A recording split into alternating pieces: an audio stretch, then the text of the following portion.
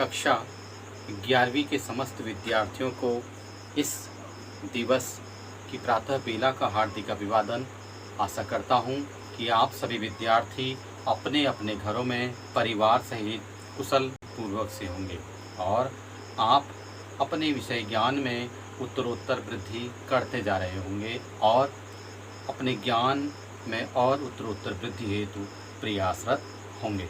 मैं प्रेम सिंह, प्रशिक्षित परास्नातक शिक्षक Hindi, Arden progressive school Haldwani Lamachaur, आज आपके समक्ष लेखक शेखर जोशी द्वारा रचित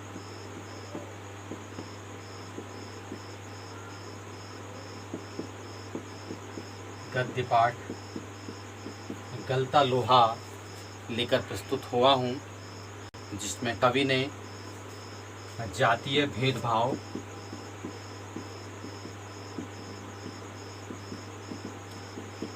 को छोड़कर रचनात्मकता की बात को प्रदर्शित करते हुए इस जातीय अभिमान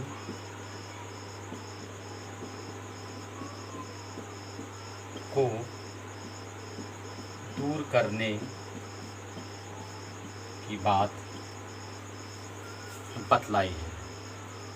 तो आपने देखा कि किस प्रकार से शेखर जोशी ने गलता लोहा, जिस प्रकार से लोहा गला जाता है, परिवर्तित किया जाता है, परिवर्तित हो जाता है, उसी प्रकार से जातीय भेद भाव को छोड़कर रचनात्मकता की बात को प्रदर्शित करते हुए इस जातीय अभिमान को दूर करने की बात यहाँ पर लेखक शेखर जोशी जी ने प्रकट की है। सर्वप्रथम चलते हैं लेखक परिचय की ओर। उत्तराखंड के अल्मोड़ा जिले में जन्मे शेखर जोशी जी का जन्म सन 1932 में उत्तराखंड के अल्मोड़ा जिले में हुआ था। इनकी रचनाएं कोशिका घटवार, साथ के लोग, दाजू, जो आपने कक्षा 9वीं में यह पाठ पढ़ा होगा कृतिका में, दाजू शब्द बड़े भाई को कहा जाता है। बहुत सुंदर यह कहानी है, आप लोग पढ़िएगा। हलवा नौरंगी बीमार है, यह भी एक कहानी संग्रह है, काफ़ी चर्चित कहानी संग्रह है, इसे भी आप पढ़ने का प्रयास कीजिएगा। एक पेड़ की याद, और इस प्रकार से साहित्य में उत्तराखंड का नाम विश्व पटल साहित्य के क्षेत्र में प्रतिष्ठित करने वाले शेखर जोशी जी को पहल सम्मान से सम्मानित किया गया। पिछली सदी का 6वां शतक हिंदी कहानी के लिए युगांतकारी समय था। एक साथ कई युवा कहानीकारों ने अब तक चली आती कहानियों के रंग ढंग से अलग तरह की कहानियाँ लिखनी शुरू की और देखते देखते कहानी की विधा साहित्य जगत के केंद्र में आ खड़ी हुई। उस पूरे उठान को नाम दिया गया नई कहानी आंदोलन। तो आपने देखा कि नई कहानी आंदोलन के साहित्यकार शेखर जोशी हैं। इस आंदोलन के बीच उभरी हुई प्रतिभाओं में जोशी का स्थान अन्यतम है। उनकी कहानियाँ नई कहानी आंदोलन के प्रगतिशील पक्ष का प्रतिनिधित्व करती है। समाज का मेहनतकश और सुविधाहीन तबका उनकी कहानियों में जगह पाता है।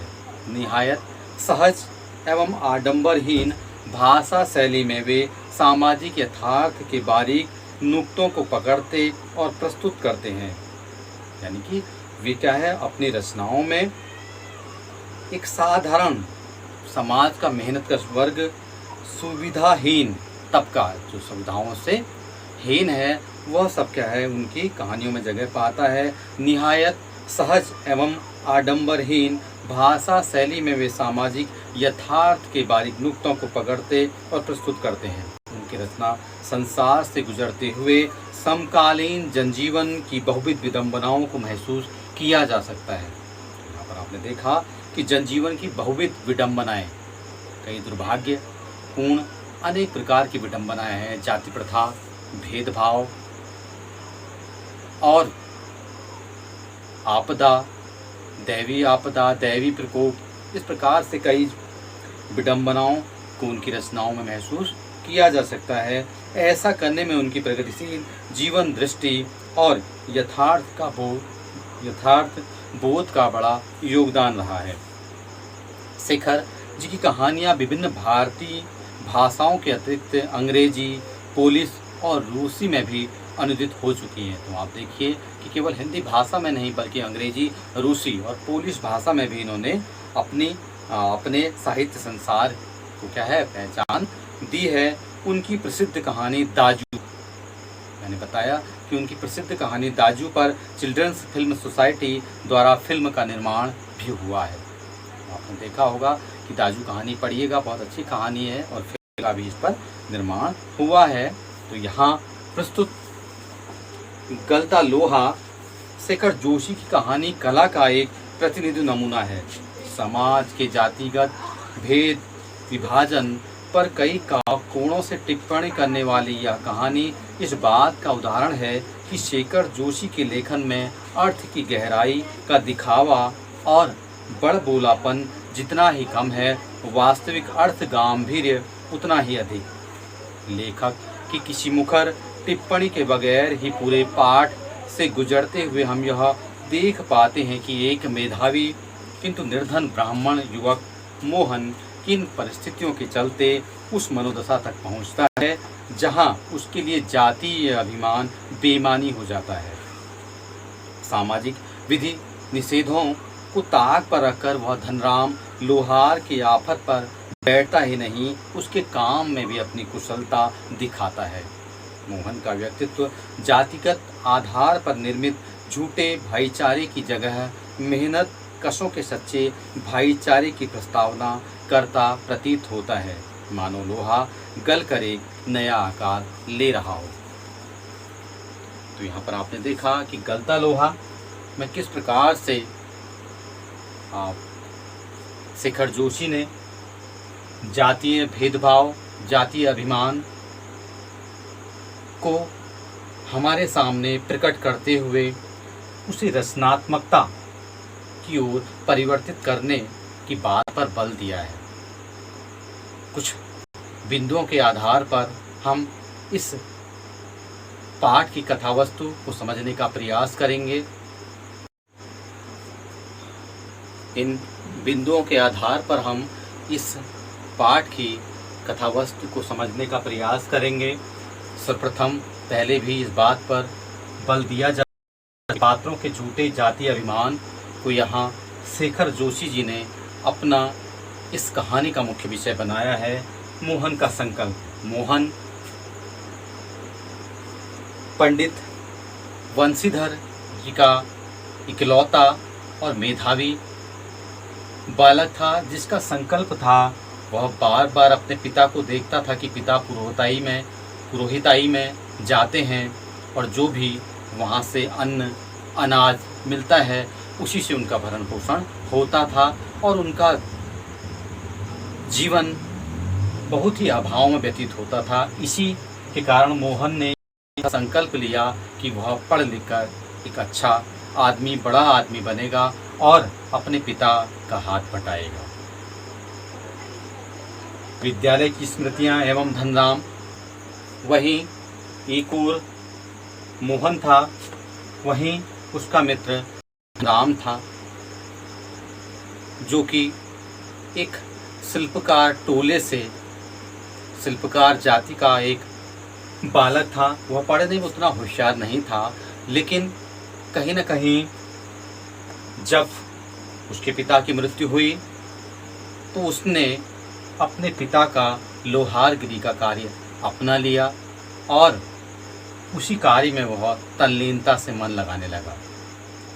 एक बार मोहन जब धनराम के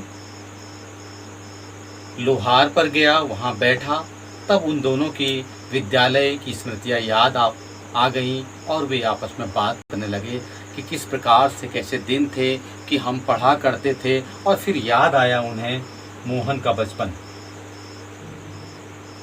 धनराम को याद आया मोहन का बचपन। मोहन बहुत ही मेधावी बालक था, प्रतिभाशाली बालक था, और बार बार मास्टर त्रिलोक सिंह जी के शिक्षण के विषय में बार बार मोहन को अभिप्रेरित करना कि मोहन एक दिन जरूर बड़ा आदमी बनेगा। और उसी कक्षा में मास्टर त्रिलोक सिंह जी द्वारा धनराम को सम्मान न देना और बार बार उससे यह कहना कि तेरे दिमाग में तो लोहा भरा है रे, इसमें विद्या का ताप कहाँ लगेगा। कहीं ना कहीं यह बात धनराम के मस्तिष्क पर इस प्रकार से चुभ गई कि उसने कभी भी मास्टर त्रिलोक सिंह की बात का प्रतिकार नहीं किया। यहाँ तक कि उसे जब भी कोई सवाल नहीं आता तो मास्टर त्रिलोक सिंह मोहन से कहकर या कक्षा के अन्य बच्चों से कहकर अन्य बच्चों को दंडित कराया करते थे।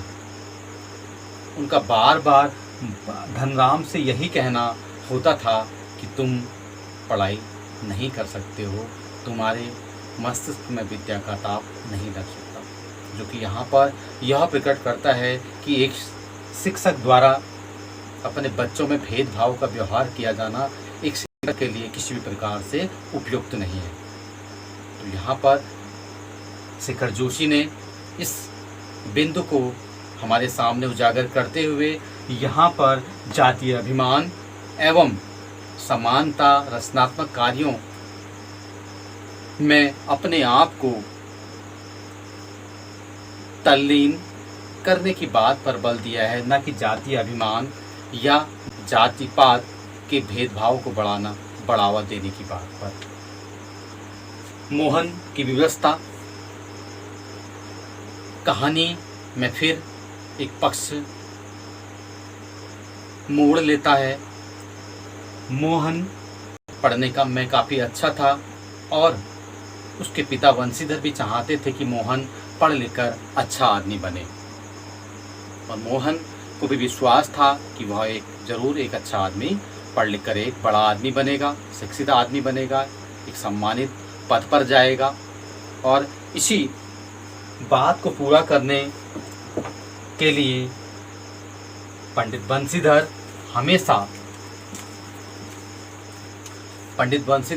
हमेशा चिंतित रहते थे। एक बार लखनऊ से उनके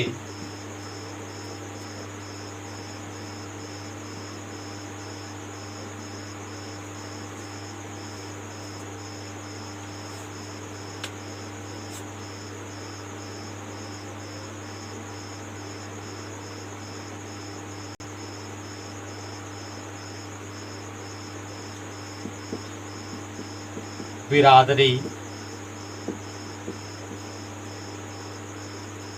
के रिश्तेदार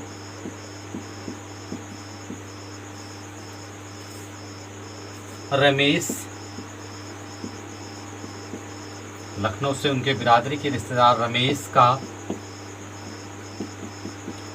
आगमन गांव में होता है और रमेश से पंडित बंशीधर मोहन की शिक्षा के संबंध में बात करते हैं। यूं तो रमेश उनको भरोसा दिलाता है कि आप मोहन को मेरे साथ भेज दीजिए और वह उसकी शिक्षा का पूरा प्रबंध शहर में कर देगा, वह उसी के घर रहकर अच्छी शिक्षा ग्रहण कर सकता है। पंडित वंशीधर रमेश की बातों में अपने प्रति त्याग, समर्पण, सहायता की भावनाओं को देखते हैं और वे निर्णय लेते हैं कि मोहन अब रमेश के साथ शहर जाकर ही पढ़ाई करेगा, और वे मोहन को रमेश के साथ भेज देते हैं। लेकिन उनकी आशा के विपरीत रमेश मोहन को शहर ले जाकर किसी स्कूल में दाखिला नहीं कराता, बल्कि वह उसे एक तकनीकी विद्यालय में प्रशिक्षण के लिए प्रवेश दिला देता है। वहीं वह प्रशिक्षण करने लग जाता है लोहे के काम का। इस प्रकार से जो उसका सपना था वह वहीं मिट जाता है। वह अपने पिता को भी नहीं बता पाता कि किस प्रकार से वह अपने पिता को इस सच्चाई को बताए, और परिणाम यह होता है कि कहाँ गांव से पढ़ने आया मोहन उस रमेश के घर में एक नौकर की हैसियत का हो जाता है।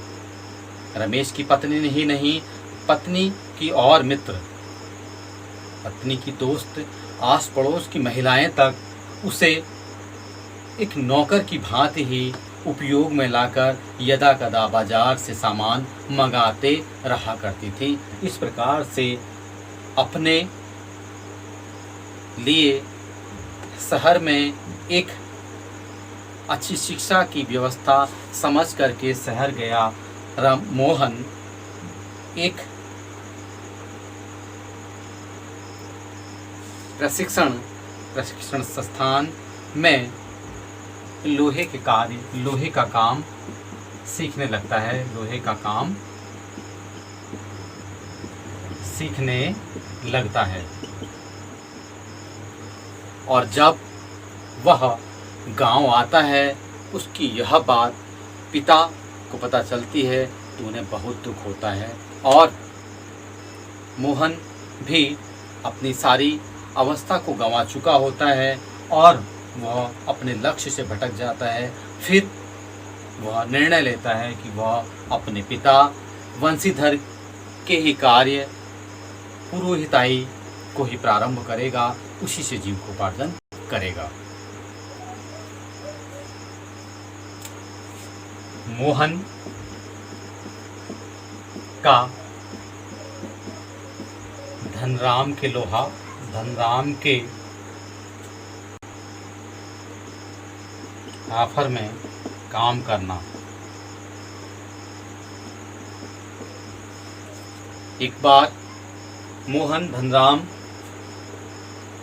के पास जाता है किसी लोहे के बर्तन में धार लगाने के कारण, और वहाँ बैठता है तो धनराम काफ़ी सम्मान के साथ उसको बिठाता है, क्योंकि वह शिल्पकार जाति का था और वह जानता था कि मोहन एक ऊंची जाति का ब्राह्मण खानदान का व्यक्ति है, तो वह उसे सम्मान से एक कनस्तर पर बिठाता है। और जब धनराम अपने काम में तल्लीन रहता है, जब वो किसी छड़ को मोड़ रहा होता है तो वह छड़ उससे जब नहीं मुड़ती है तो तुरंत अपने कनस्तर से उठकर मोहन उसकी छड़ को ठीक करने लगता है, जिसको देख करके धनराम को बहुत आश्चर्य होता है, क्योंकि उससे पहले कि उसे यह भय रहता है उस मोहन के ऐसा कार्य करते कोई उसे ना देख ले। यदि कोई देखेगा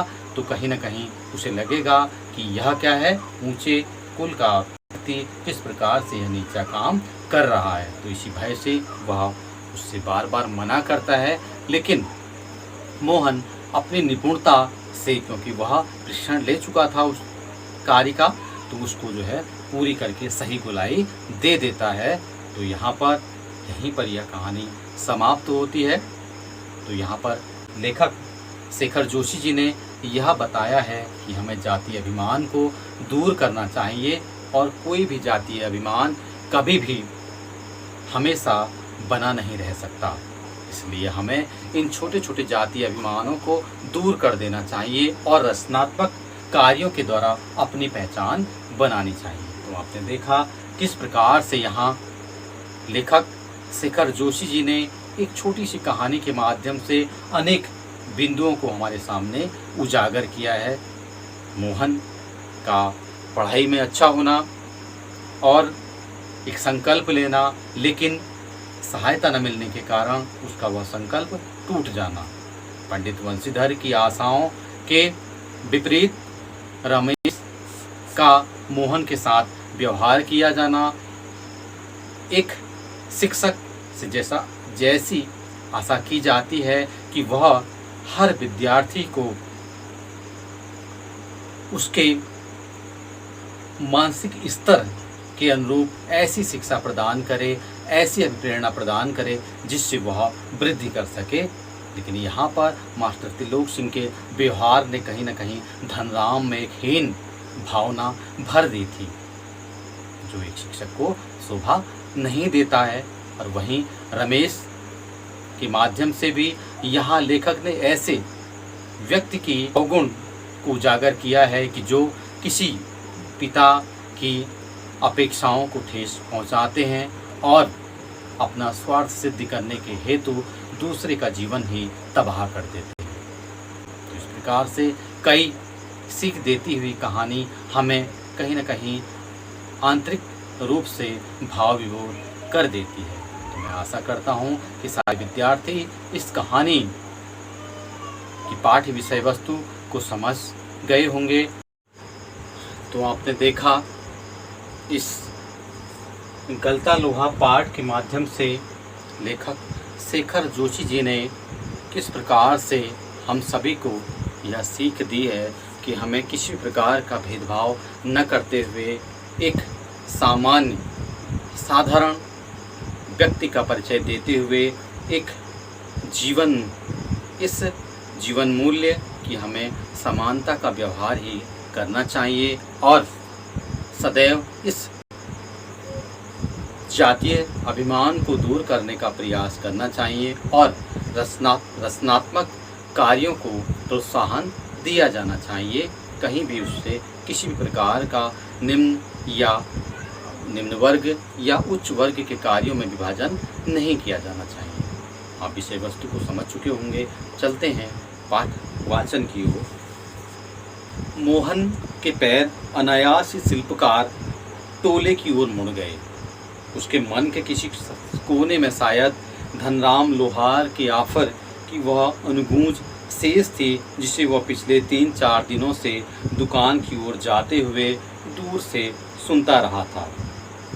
तो एक बार मोहन धनराम के आफर से गुजर रहा था तो बार बार 3-4 दिन वहीं से गुजरा तो उसको बार बार उसकी गूंज सुनाई देती थी आफर की। निहाई पर रखे लाल गर्म लोहे पर पड़ती हथौड़े की थप-थप आवाज़, ठंडे लोहे पर लगती चोट से उठता ठनकता स्वर और निशाना साधने से पहले खाली निहाई पर पड़ती हथौड़े की खनक जिन्हें वह दूर से ही पहचान सकता था। बार बार क्या है, धनराम भी लोहे का काम करता था और मोहन भी शहर में लोहे का काम कर चुका था। बार बार उसको उसकी आवाज़ जो है क्या करती थी, आकर्षित करती थी। लंबे बैट वाले हंसुए को लेकर वह घर से इस उद्देश्य से निकला था कि अपने खेतों के किनारे उगाई कांटेदार झाड़ियों को काट छांट कर साफ कराएगा। उसने निर्णय लिया था कि उसके खेतों में जो घास उगाई है उसको वह दूर कर लेगा, क्योंकि उसके पास एक लंबे बेट वाली क्या थी, हंसुआ था, जिसे हम भराट या दराती भी कहते हैं। बूढ़े वंशीधर जी के बूते का अब यह सब काम नहीं रहा और उनके पिता काफ़ी बूढ़े हो चुके थे, उनके बस का यह काम नहीं था। यही क्या जन्म भर जिस पुरोहिताई के बूते पर उन्होंने घर संसार चलाया था वह भी अब वैसे कहाँ कर पाते हैं। अब आपने देखा होगा जब व्यक्ति बूढ़ा हो जाता तो वह किसी भी कार्य को पूर्व की भांति नहीं कर सकता है। यजमान लोग उनकी निष्ठा और संयम के कारण ही उन पर श्रद्धा रखते हैं, लेकिन बुढ़ापे का जर्जर शरीर अब उतना कठिन श्रम और व्रत उपवास नहीं झेल पाता। यानी कि वे जो यजमान हैं वो श्रद्धा तो रखते हैं, लेकिन अब वे उतने कार्यों को नहीं कर सकते, पूजा आदि कार्यों को। सुबह सवेरे जैसे उससे सहारा पाने की नीयत से ही उन्होंने गहरा निश्वास कहा था और सुबह सुबह उन्होंने मोहन से कहा था कि कुछ सहारा मिल जाए। एक लंबी बात कही थी कि मोहन समझ जाए, तो हुआ भी यही। आज गणनाथ जाकर चंद्रदत्त जी के लिए रुद्री पाठ करना था। अब मुश्किल ही लग रहा है। उन्होंने कहा कि आज गणनाथ जी हैं, उनके वहाँ जाकर चंद्रदत्त, गणनाथ गांव का नाम होगा, चंद्रदत्त जी के लिए रुद्री पाठ करना था। अब मुश्किल ही लग रहा है कि मैं कैसे जा पाऊँगा। यह 2 मील की सीधी चढ़ाई अब अपने बूते की नहीं। उन्होंने अपने बेटे मोहन को संबोधित करते हुए यह बात की कि हो सके मोहन कह दे कि मैं चलूँगा।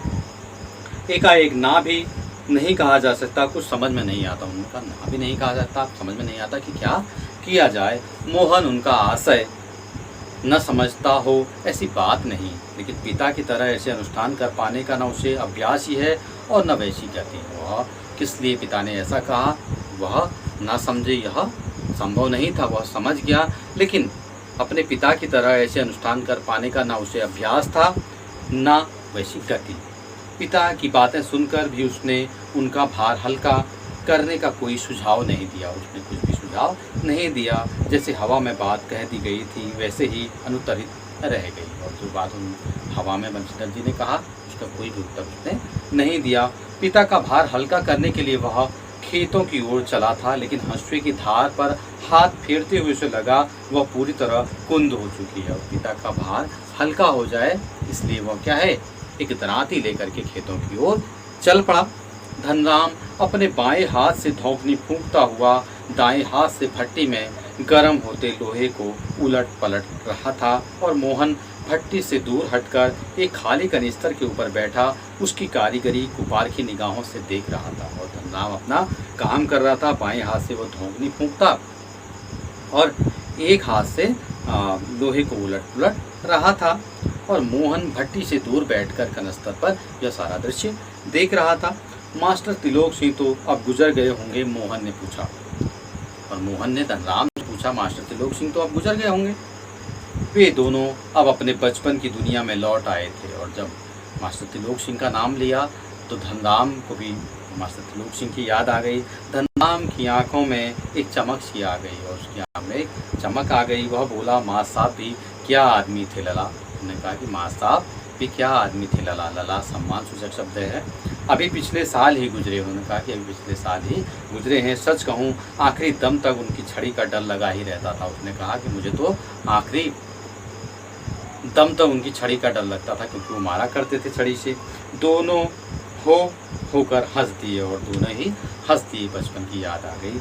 कुछ क्षणों के लिए वे दोनों ही जैसे किसी बीती हुई दुनिया में लौट गए, और थोड़ी देर के लिए ऐसा लगा कि वे बीती दुनिया में लौट गए। तो यह क्या है, पुरानी यादें होती हैं। आपने भी देखा होगा कि जब कभी आप अपने मित्रों के साथ बैठते हैं और साथ साथ जब बड़ा होता है, कोई बात करते हैं साथ की, तो आप जब कुछ साल गुजरने की बात होती है तो आपको काफ़ी अच्छा महसूस होता है। गोपाल सिंह की दुकान से हुक्के का आखिरी कस खींचकर त्रिलोक सिंह स्कूल की चार दीवारी में उतरते हैं। देखो त्रिलोक सिंह क्या थे, गोपाल सिंह की दुकान थी, वहाँ पर वो हुक्का पीते थे, और हुक्के की आखिरी कस खींचकर वे क्या थे, स्कूल की चार दीवारी यानी स्कूल की बाउंड्री के भीतर आते थे। थोड़ी देर पहले तक धमा चौकड़ी मचाते, उठा पटक करते और बाँस के पेड़ों की टहनियों पर झूलते बच्चों को जैसे सांप सूंघ गया है। और बच्चे जब तक टीचर नहीं आते थे, मास्टर त्रिलोक सिंह नहीं आते थे, खूब खेलते रहते थे, और जैसे ही मास्टर आते थे उनको सांप सूंघ जाता था डर के मारे। कड़े स्वर में वह पूछते हैं, प्रार्थना कर ली तुम लोगों ने? और वो पूछते थे कि तुम लोगों ने प्रार्थना कर ली, यह जानते हुए भी कि यदि प्रार्थना हो गई होती तो गोपाल सिंह की दुकान तक उनका संवेदस्वर पहुंचता ही। त्रिलोक सिंह घूर घूर कर एक लड़के को देखते हैं, और वे क्या है पूछते थे कि तुमने प्रार्थना कर ली, यानी कि प्रार्थना नहीं होती थी फिर भी पूछते थे प्रार्थना कर ली। प्रार्थना होती तो उनको वहाँ पर स्व सुनाई देता था। इसका आशय यही है कि वे चाहते थे कि सीधे पढ़ाई हो जाए। फिर वही कड़कदार आवाज़, मोहन नहीं आया आज। फिर वही पूछते थे कड़क कर कि मोहन नहीं आया आज, यानी कि मोहन उनका प्रिय शिष्य था। मोहन उनका चहेता शिष्य था, पुरोहित खानदान का कुशाग्र बुद्धि का बालक, पढ़ने में ही नहीं गायन में भी बेजोड़। और जो मोहन था वो केवल पढ़ने में भी नहीं होशियार था, बल्कि गायन भी गाता था, गीत भी गाता था। त्रिलोक सिंह मास्टर ने उसे पूरे स्कूल का मॉनिटर बना रखा था, और मोहन को पूरे स्कूल का मॉनिटर बना रखा था। वही सुबह सुबह हे प्रभु आनंद दाता ज्ञान हमको दीजिए का पहला स्वर उठाकर प्रार्थना शुरू करता था, यानी कि मोहन ही प्रार्थना किया करता था।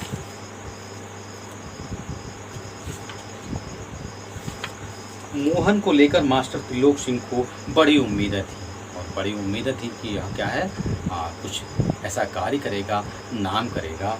कक्षा में किसी छात्र को कोई सवाल न आने पर वही सवाल वे मोहन से पूछते और उनका अनुमान सही निकलता। किसी भी बच्चे को अगर क्या है कोई प्रश्न नहीं आता था, वो मोहन से कहते कि आप बताओ, और मोहन फिर उस प्रश्न का उत्तर बता देता था। मोहन ठीक ठीक उत्तर देकर उन्हें संतुष्ट कर देता और तब वे उस सड्डी बालक को दंड देने का भार मोहन पर ही डाल देते। और जिस बालक को प्रश्न नहीं आता था वो मोहन से ही कहते थे आप इसको क्या करो, आप दंड दो, पकड़ इसका कान और लगवा इससे 10 उठक बैठक। वे आदेश देते थे, वह आदेश देते थे कि क्या करो, इससे कान पकड़कर उठक बैठक लगवाओ। धनराम भी उन अनेक छात्रों में से एक था जिसने त्रिलोक सिंह मास्टर के आदेश पर अपने हमजोली मोहन के हाथों कई बार बैंत खाए थे। और धनराम भी उनमें से था कि जो कई बार उसको नहीं आते थे तो मोहन के हाथों को भी बैंत खाता था, डंडे खाता था या कान खिंचवाए थे या वो उसके कान पकड़े जाते थे। मोहन के प्रति थोड़ी बहुत ईर्ष्या रखने पर भी धनराम प्रारंभ से ही उसके प्रति स्नेह और आदर का भाव रखता था। कहीं ना कहीं ईर्ष्या तो होती थी उसको, हलमन था कि बार बार टीचर उसको तारीफ करते थे और वो उनको दंड भी देता था, लेकिन फिर भी कहीं ना कहीं आदर भाव भी रखता था, क्योंकि उसको पता था कि मैं निम्न जाति का हूँ, वह उच्च जाति का है और मास्टर साहब भी उसे अच्छा मानते हैं। इसका एक कारण शायद यह था कि बचपन से ही मन में बैठा दी गई जातिगतहीनता के कारण धनराम ने कभी मोहन को अपना प्रतिद्वंदी नहीं समझा। वो कभी भी उसको अपना प्रतिद्वंदी नहीं समझता था, क्योंकि वो जानता था कि मैं नीचे कुल का हूँ, वह ऊंचे कुल का है, बल्कि वह इसे मोहन का अधिकार ही समझता रहा था और वो समझता था कि यह मोहन का अधिकार है, उसे ऊंचा होना ही चाहिए। बीच बीच में त्रिलोक सिंह मास्टर का यह कहना कि मोहन एक दिन बहुत बड़ा आदमी बनकर स्कूल का और उनका नाम ऊंचा करेगा, और मास्टर साहब बार बार यह भी कहते थे एक दिन मोहन ऊंचा आदमी बनेगा और स्कूल का और उनका नाम ऊंचा करेगा। धनराम के लिए किसी और तरह से सोचने की गुंजाइश ही नहीं रखता था। उनका यह कहना कि मोहन ऊंचा काम करेगा। इस प्रकार से तो मास्टर जी की ऐसी बात से धनराम को फिर किसी भी प्रकार से सोचने का अवसर ही नहीं मिलता था। वह जानता था कि तब मास्टर जी ने कह दिया तो धनराम ने यह सब मान लिया था कि वास्तव में मास्टर जी की बात बिल्कुल सही है कि वो कहीं ना कहीं एक अच्छा आदमी बनेगा और मैं निम्न जाति का हूँ, मैं कहाँ बराबरी कर सकता हूँ वो उनसे। तो आपने देखा इस पाठ का शेष वाचन हम अग्रिम चलित छायाचित्र भाग 2 में आपके सम्मुख प्रस्तुत चलित छायाचित्र भाग 2 में आपके सम्मुख प्रस्तुत करूंगा और आप सभी विद्यार्थी यहाँ तक पाठ का वाचन कर इस वाचन को मुझे प्रस्तुत करने का प्रयास करेंगे। इसी आशा से आप सभी को धन्यवाद।